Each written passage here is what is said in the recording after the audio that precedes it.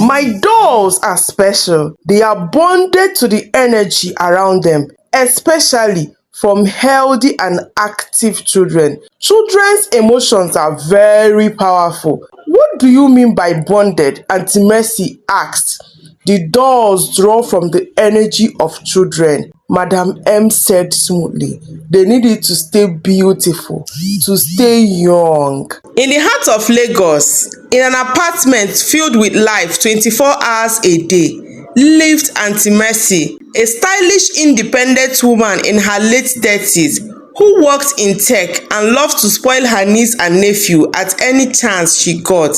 Every weekend, she made the short drive to her brother's place in Lekki to see the kids, 12-year-old Ada and her younger brother Chidi, who was 8. One sunny Saturday, Aunty Mercy arrived with gift bags in hand.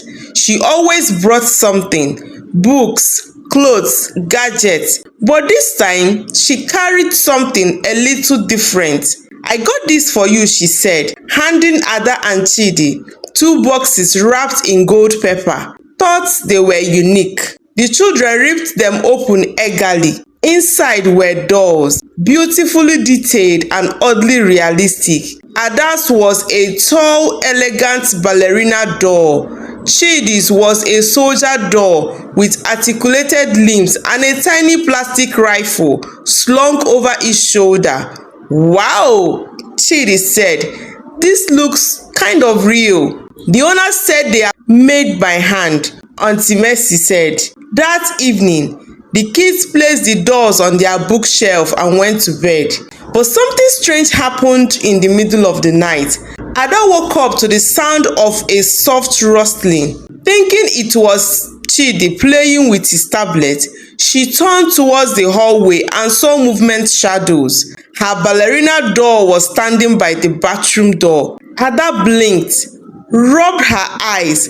The doll didn't move. She tiptoed over, picked it up and set it back on the shelf. But when she got back to bed, she saw Chidi's soldier doll now lying at the foot of his bed, and she was very certain it had been left on the shelf. The next morning, she told her mother, "Mommy, I saw my ballerina doll walking last night." Ada, dolls don't walk, her mother said, already on a Zoom call in the kitchen. You probably just knocked it over. But that night, it happened again, and this time, Chidi saw it too. Ada, he whispered, they are moving. Ada quickly ran to his side in fear. The ballerina shifted from her position. The soldier doll's hand twitched. Together, each of the dolls moved to its owner's bedside. Ada screamed and screamed, and her scream got their parents into their room. As their parents came in, the dolls, just like the speed of light, moved back to the shelf. Their father, not feeling happy, said to them, "You two need less screen times. You are getting paranoid." Chidi and Ada were convinced that they saw their dolls walking. They were really scared. Their parents didn't believe them. They were always busy during the day, and when they get back at night, they are too tired to even make out time to examine those dolls. Ada called Aunty Mercy and told her about it. "Ada, I am currently out of town, but can you make a video of these dolls moving for me?" "That would be a good idea, Aunty Mercy." That night again, Ada stayed awake and videoed their dolls as they moved. But the dolls didn't make as much movement as before. The next morning, they showed the clip to their parents. "I don't believe this," their dad said. "It's a trick." Their mom laughed it off as she carried her bag and went to work. Only Aunty Mercy seemed truly disturbed. She played the video over and over and over. "This is real," she said to herself. "Where exactly did I buy those dolls again?" she murmured. She remembered the shop, tucked between an old bookstore and a shuttered boutique, barely noticeable. It had no name on the door, just a sign that read Unit 26B. The owner was a woman with long braids and eyes that almost shimmered. who called herself Madam M. Aunty Mercy decided to go back. Unit 26B was still there. Same dusty windows, same flickering sign. Inside there are shelves overflowed with antique toys and dozens of dolls. Back so soon? Madam M said, appearing from behind a curtain. Aunty Mercy hesitated. She was a little scared, but she spoke up. The dolls I bought, they've been acting strange. Strange? Madam M asked. How? They move at night. My niece recorded one, Aunty Mercy answered. Madam M smiled faintly. My dolls are special. They are bonded to the energy around them, especially healthy and active children. Children's emotions are very powerful. Aunty Mercy's skin prickled. What do you mean by bonded? The dolls draw from the energy of children, Madam M said smoothly. They need it to stay beautiful, to stay young. And when my dolls are beautiful and young, I too stay beautiful, energetic and young.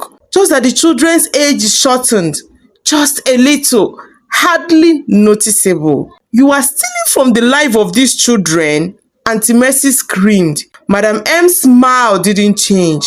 The world is borrowing, she whispered. Aunty Mercy stepped back. You tricked me. You made me bring something dangerous into my family. No one made you walk through that door, Madam M answered. People find me when they are looking for something different, something unique. Aunty Mercy left without another word. She wasn't going to let this slide. She was determined to make Madam M pay for her crime, but she needed enough evidence. She regretted not recording her conversation with Madam M, and the video Ada sent was not convincing enough. Just then, her brother called and asked if she could babysit Ada and Chidi for the night, that they would be going for a night party. Aunty Mercy was happy. Here was an opportunity to get a detailed video of what she wanted. At around 12 midnight, the dolls started to move. Aunty Mercy in fear made a little video, but as she reached out and grabbed the dolls, determined to get rid of them, something strange happened. The doll whispered. Aunty Mercy screamed and dropped it. The whispers turned into laughter. The soldier doll was now at the edge of the shelf, one of its arms dangling unnaturally. Suddenly, the lights went off. The temperature in the room dropped. Aunty Mercy's eyes darted towards the shelf. The ballerina doll was now standing in the center of the shelf, a thin trail of smoke coiling from its cracked fingers.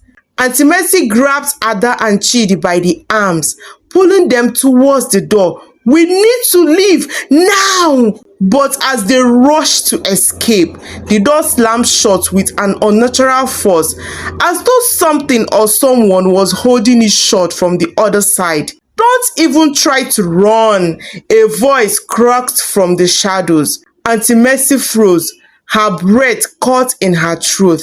The voice was familiar, too familiar. It was Madam M.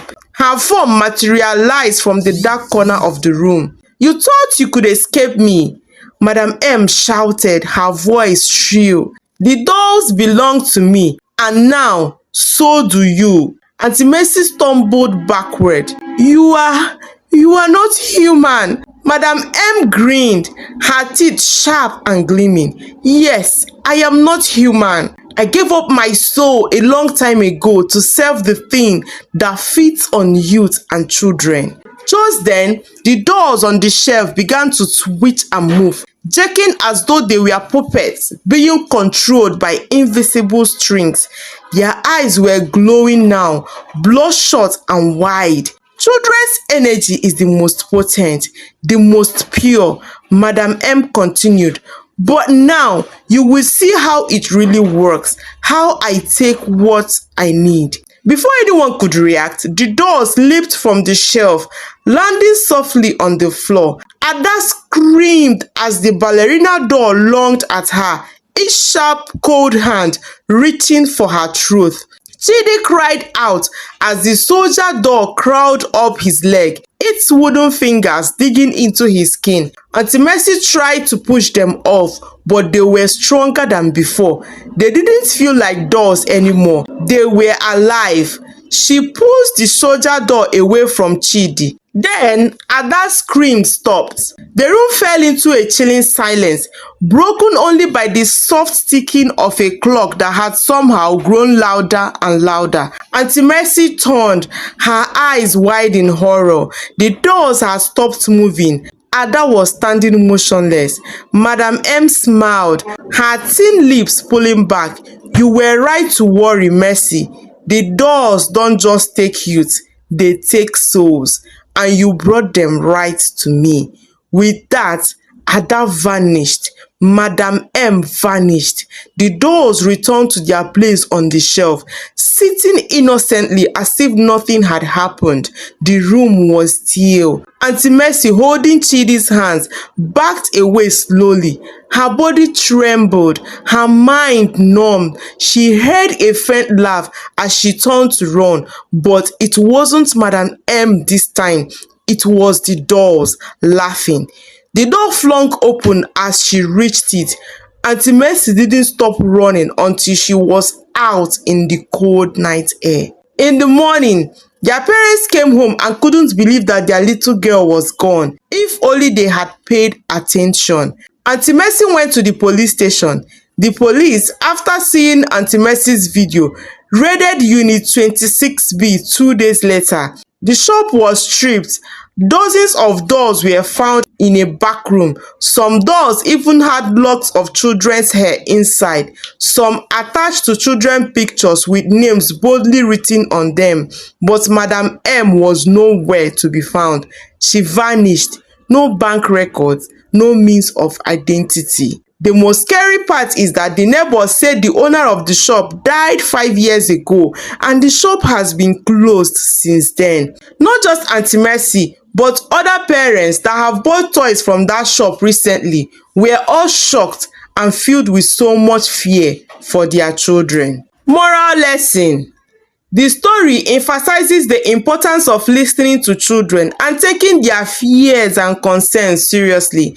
Ada and Chidi's warnings about the dolls moving were dismissed by their parents, who chalked it up to imagination or an overreactive mind. This failure to listen led to a grave consequence, as the children were in danger and no one believed them until it was late. Children often perceive things in ways adults may not, and their instincts can be surprisingly accurate. Whether it's fear, discomfort, or intuition, children can sense things that might be out of place or even dangerous. Ignoring or dismissing their feelings can cause harm, as shown when the parents refuse to believe the children's stories. Listening to children not only helps to protect them, but it also teaches them to trust their voices and to feel heard and valued. Had the parents of Ada and Chidi taken their children's fears seriously from the start, they might have been able to save Ada's life. Finally, being cautious with the things we bring into our lives. Aunty Mercy's well-intentioned gift for the children turned out to be something far darker than she could have imagined. Sometimes, innocent purchases or actions can have unforeseen consequences, especially when we don't fully understand what we are dealing with. Thank you so much for listening to my story. I hope you enjoyed this story.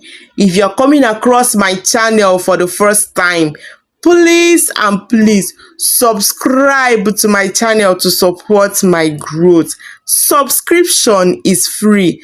And to my subscribers, thank you so much for your support.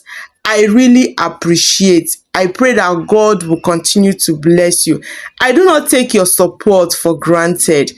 Do not forget to on your notification bell for more interesting stories from Amaka's Folk Tales. Bye-bye.